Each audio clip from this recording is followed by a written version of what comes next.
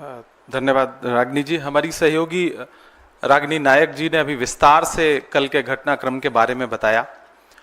बाबा सिद्दीकी की हत्या बहुत ही दुखद है।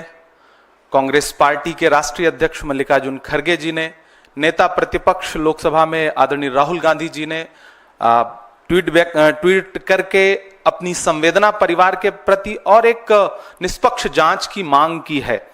मैं महाराष्ट्र से सांसद हूं और कल की घटना से बहुत हैरत में हूं कि मुंबई, जो कि इस देश की आर्थिक राजधानी है, जो राज्य चुनावी मोड में है, जहां इंटेलिजेंस से लेकर के तमाम एजेंसियां सक्रिय हैं, वहां सरकार से जुड़ा हुआ एक हाई प्रोफाइल नेता, जिसे 15 दिन पहले सूत्र बताते हैं मीडिया के कि धमकी मिली, उसके बाद उनकी सुरक्षा बढ़ाई गई, उसे सरेआम दिन दहाड़े गोलियों से भून दिया जाता है, उसकी हत्या हो जाती है।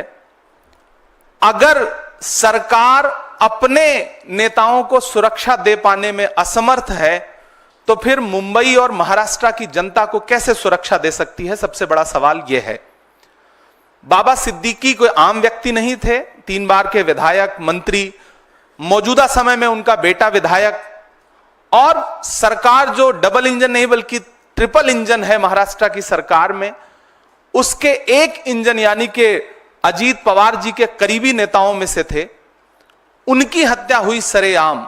यह महाराष्ट्र में कानून व्यवस्था रसातल में जाने का सबसे बड़ा परिणाम है। इसकी जिम्मेदारी सीधे सीधे भाजपा के देवेंद्र फडणवीस जी की है।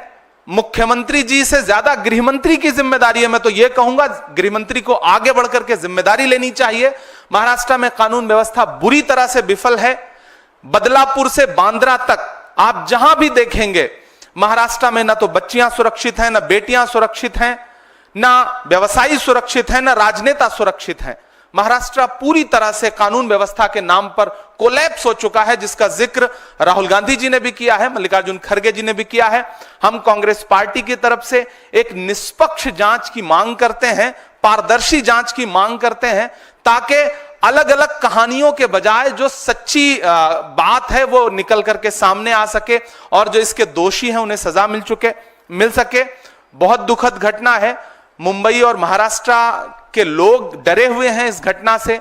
लगातार लोग जो फीडबैक दे रहे हैं, जो उनकी सूचनाएं आ रही हैं, फोन कर रहे हैं कि इस घटना ने उन्हें चौंका दिया है।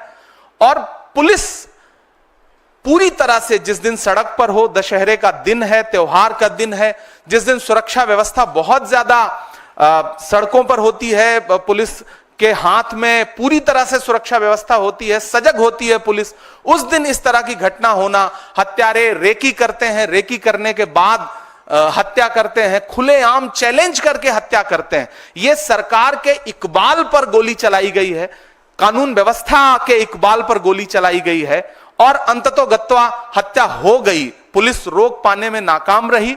तो मुझे लगता है कि महाराष्ट्र के गृहमंत्री को जिम्मेदारी लेनी चाहिए, उन्हें इस्तीफा देना चाहिए।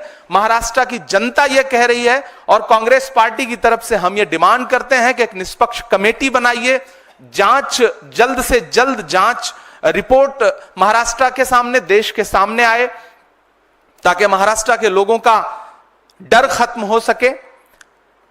हम इस दुख की घड़ी में जिशान सिद्दीकी जो विधायक हैं महाराष्ट्र असेंबली के, हम उनके प्रति अपनी संवेदना प्रकट करते हैं, बाबा सिद्दीकी के परिवार के प्रति अपनी संवेदना प्रकट करते हैं। एक हाई प्रोफाइल व्यक्ति जो समाजसेवी भी था, जिसे मुंबई पहचानती थी, ऐसे व्यक्ति का मर्डर बहुत ही चिंता का विषय है, बहुत अफसोस का विषय है। हम दुख प्रकट करते हैं। आपके सवाल आमंत्रित हैं, अगर सवाल हो तो। जी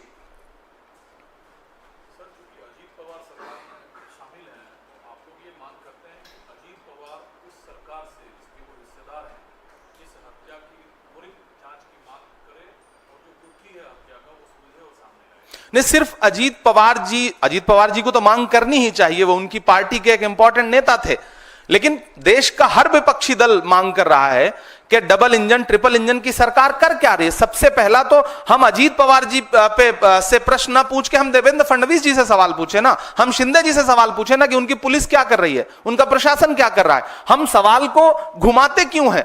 हमें तो सीधे सीधे महाराष्ट्र की सरकार से, वहां के गृहमंत्री से सवाल पूछना है कि कैसे हत्या हुई, बाकायदा चैलेंज करके हत्या हुई, तो ये तो सीधे सीधे आपकी जिम्मेदारी, आगे बढ़िए, जवाबदेही लीजिए। अजीत पवार जी सवाल पूछे ही पूछे, हम सारे लोग सवाल पूछ रहे हैं, मीडिया भी सवाल पूछे कि अगर जंगल राज ये नहीं है तो फिर जंगल राज किसे कहते हैं? दिन दहाड़े हत्या हो रही है, मुंबई जैसे, बांद्रा जैसे पॉश इलाके में हत्या हो रही है, तो फिर जंगल राज तो यही है ना? क्या फिर जंगल राज सिर्फ गैर शासित भाजपा राज्यों के लिए शब्द इजाद किया गया है? असल में तो जंगल राज यही है जो महाराष्ट्र में, मुंबई में कल दिखाई पड़ा।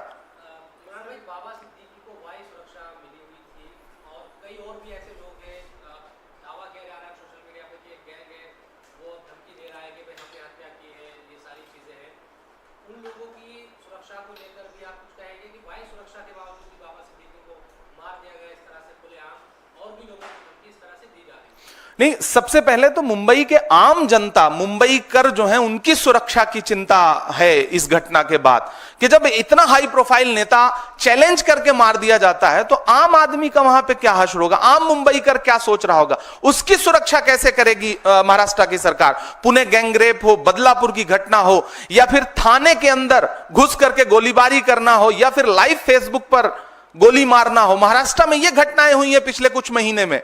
तो आम जो जनता है, मुंबई कर है, जो महाराष्ट्र के आम लोग हैं, उनकी सुरक्षा सबसे बड़ा चिंता का विषय है। दूसरी महत्वपूर्ण बात यह कि सोशल मीडिया पे कौन क्या जिम्मेदारी ले रहा है? मुझे तो लगता है कि गृहमंत्री को जिम्मेदारी लेनी चाहिए, उन्हें आगे आकर के इस हत्या पर खुद अपने कदम पीछे ला करके कहना चाहिए कि जवाबदेही मेरी बनती है, मैं इस्तीफे की पेशकश करता हूं, क्योंकि मैं महाराष्ट्र के लोगों को सुरक्षा देने में असफल रहा हूं। सच्चाई तो यह है। बाकी उसकी भी पुष्टि करना, जो सोशल मीडिया पे पोस्ट तैर रही है, उसकी पुष्टि करने का काम भी तो महाराष्ट्र प्रशासन का ही है, मुंबई प्रशासन का है। प्रशासन क्या कर रहा है, सबसे बड़ा सवाल यह है।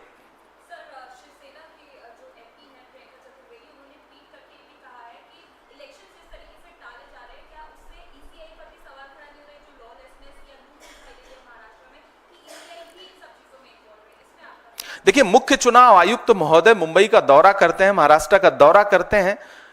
मुख्य चुनाव आयुक्त टीम के साथ अगर किसी राज्य में जा रहे हैं तो इसका मतलब इलेक्शन मोड में है राज्य, सारी एजेंसियां सक्रिय हैं, सारी एजेंसियां इलेक्शन मोड में हैं।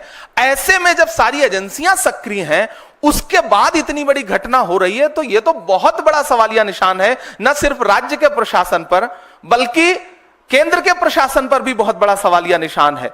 तो मुझे लगता है कि प्रियंका जी ने जिस संदर्भ में यह बात कही है, महाराष्ट्र के, झारखंड के इलेक्शन जिस तरह टाले गए, तो मुझे तो सरकार से, महाराष्ट्र की सरकार से पूछना है, भाजपा सरकार से पूछना है कि क्या आप इस तरह से चुनाव का आगाज कर रहे हैं, खूनी आगाज कर रहे हैं महाराष्ट्र में, जो कल्चर नहीं है, जहां राजनीति में बड़ी शुचिता और बड़ी सादगी है, वहां आप इस तरह से एक चुनावी आगाज कर रहे हैं?